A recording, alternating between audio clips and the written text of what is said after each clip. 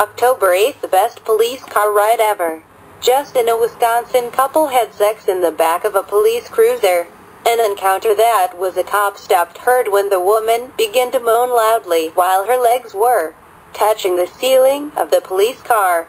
According to a criminal complaint, Heather Baston, 29, and Travis Husnick, 33, taken into custody were by the Oconto County Sheriff's Department after their car was spotted drifting into oncoming traffic.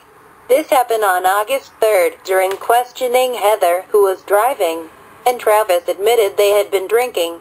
A deputy noted that there were 2 open cans of beer on the car's floorboard, and that Travis been indicated one belonged to him and the other to Heather. Travis, who was on probation, was handcuffed and placed in the back seat of a police cruiser.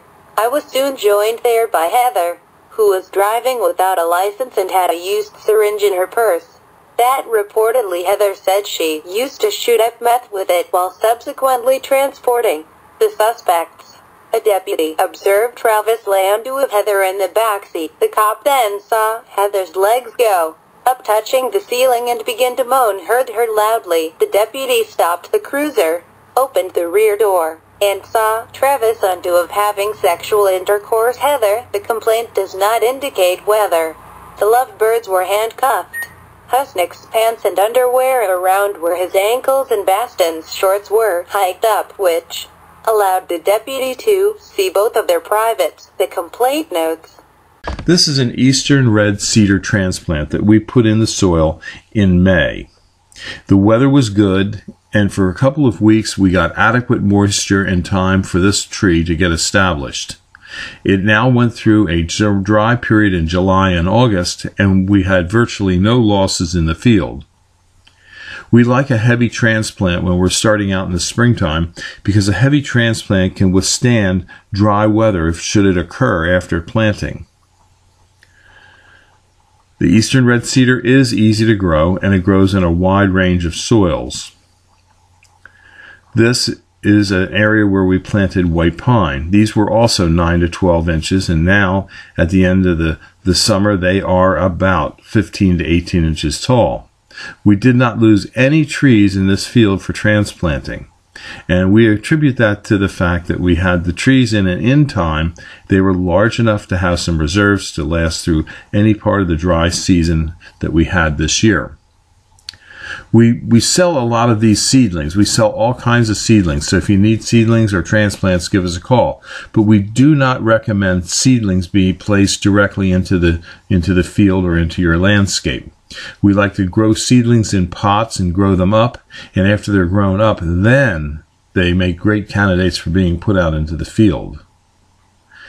We like to have a high success rate when we plant because we don't want to have to go through the field and replace things that die. So use a heavy transplant if you're going to directly plant into your field or your landscape. This tray contains some small arborvitaes called Forever Goldie.